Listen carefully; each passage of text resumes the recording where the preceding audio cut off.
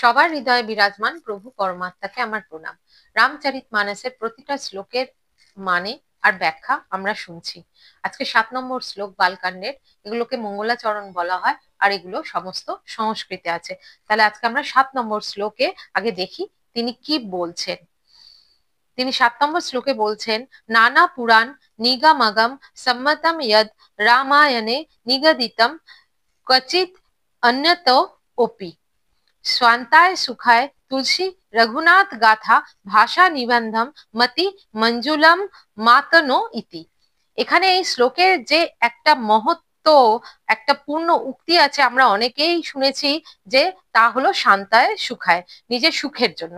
এখানে তুলসীদাসজি কিন্তু বলছেন, আমি যে এই রামচরিত মানসের রচনা করছি সুন্দর ছন্দযুক্ত শব্দতে, আর কি বলছেন, মঞ্জুলম মাতো নতি। তার মানে হচ্ছে তিনি এখানে বলতে চাইছেন, মনোহর মধুর শব্দতে যে আমি এই রামচরিত মানসের রচনা করছি, সেটা কিন্তু কোনো যশ, কোনো কীর্তি বা অন্য কোনো কারণে নয়, একমাত্র সোয়ান্তায় সুখায়, নিজের সুখের জন্য। কোনো ব্যবসার অধীন হয়ে তিনি এই কাজ করছেন না, একমাত্র নিজের আত্মিক সুখের জন্যই কিন্তু তিনি এটা করছেন, ভক্তি ভরে তিনি এটা লিখছেন।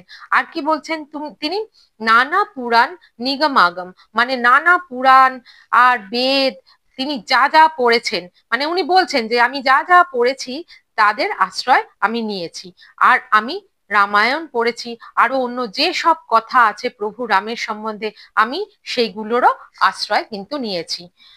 যা কিছু শ্রীরাম সম্বন্ধে উপলব্ধি আছে, আমি সেই সমস্ত কিছু গ্রহণ করেছি, আর গ্রহণ করার পর আমি এই রামচরিত মানস সে তা সমাহিত করছি। আর এই রচনা আমি শুধু আত্মসুখের জন্যই করছি। এখন এখানে একটা অত্যন্ত বোঝার জিনিস আছে, আমরা যখন কোনো কার্য করি, সেটা যে কোনো কার্যই হোক, তার পেছনে কিন্তু আমাদের একটা উদ্দেশ্য কি আছে সেটা বুঝতে হবে। যেমন এই রামচরিত মানস তিনি লিখছেন, এখানে কিন্তু তুলসীদাসজি কি বলছেন, যে তার কোনো স্বার্থ নেই, কোন রকম তিনি এটা ব্যবসার খাতিরে হোক, যে কোনো অন্য রকম তার মানসিক অবস্থা হোক, সেরকম কোনো কিছু নেই, একমাত্র তার মনে কি আছে, নিজের সুখ, সন্তায় সুখায়। এরকম মানুষ তো আছে সমাজে, যারা অন্যের সবসময় কোনো না কোনো ভাবে তাদেরকে হেল্প করে যাচ্ছে। আর তুলসীদাসজি মানে কিরকম ভাবে এই রচনাটা লিখছেন, তিনি কিন্তু এখানে বলছেন যে আত্মবিভোর আর ভক্তিতে লীন হয়ে তিনি এই রচনাটা লিখছেন। তিনি কিন্তু সংস্কৃতের তখনকার দিনে বড় পণ্ডিত ছিলেন। আর তিনি কি করেছেন, তিনি জনসাধারণের জন্য, মানে সাধারণ জনগণের জন্য তিনি এই লিখছেন। ভগবান বাল্মীকি তো যে রামায়ণ লিখেছিলেন সেটা তো সংস্কৃতে আমরা সবাই জানি, সাধারণ জনগণ তো সংস্কৃত জানে না, তার বোঝেও না।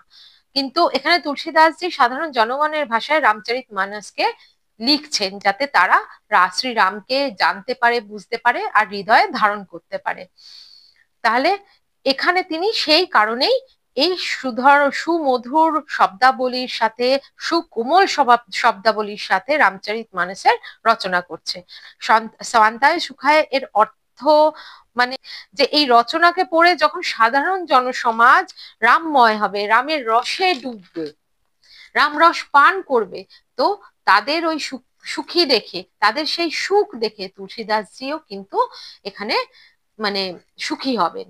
ঠিক যেমন খুব তৃষ্ণার্ত ব্যক্তিকে জল দিলে তখন মানে তার তো কোনো পয়সা টয়সা আমরা চাই না, কোনো ক্ষুধার্তকে খাবার দিয়েও আমরা কেউ সেরকম কিছু চাই না, কেন দিই সেগুলো, সেটাই হচ্ছে স্বান্তায় সুখায়, নিজের আত্মসুখের জন্য। তিনিও কিন্তু সাধারণ জনমানুষের মধ্যে রাম নামের গঙ্গা বয়ে যায়, সেই জন্যই তিনি রামচরিত মানসের রচনা করছেন। আর এই শ্লোকে উনি এটা বারবার করে বুঝিয়ে দিচ্ছেন, এটা কেমন রচনা, সুমধুর রচনা, রামময় রচনা। উনি ভক্তির উচ্চতম শিখর থেকে কিন্তু এই রচনাটা লিখছেন, যে রসধারায় কিছু দূর এগোলেই কিন্তু আমরা দেখতে পারবো আমরা কিন্তু অন্য লোকে পৌঁছে গেছি। যত রামচরিত মানসের ব্যাখ্যা হবে, প্রতিটা শ্লোকের ব্যাখ্যা হবে, আমরা আশা করি প্রত্যেকেই সেটা উপলব্ধি করব। আর সেটা মানে ভুলোক কিন্তু নয়, সেটা প্রভুর রাজ্য, ঈশ্বরীয় লোকে আমরা কিন্তু যাবই। সুতরাং এই যে উনি লিখছেন, উনি প্রতিটা শব্দ কিন্তু মন থেকে লিখছেন, এবং কি কারণে তিনি লিখছেন এই শ্লোকের মাধ্যমে সেটা কিন্তু পরিষ্কার যে জনসাধারণ আবাদি ভাষায় এটাকে পড়ে ভক্তি রসে যে নিমগ্ন হবে সেটাই তাকে সুখ দান করবে এবং সেটাই তার স্বান্তায় সুখায়ের কারণ হবে।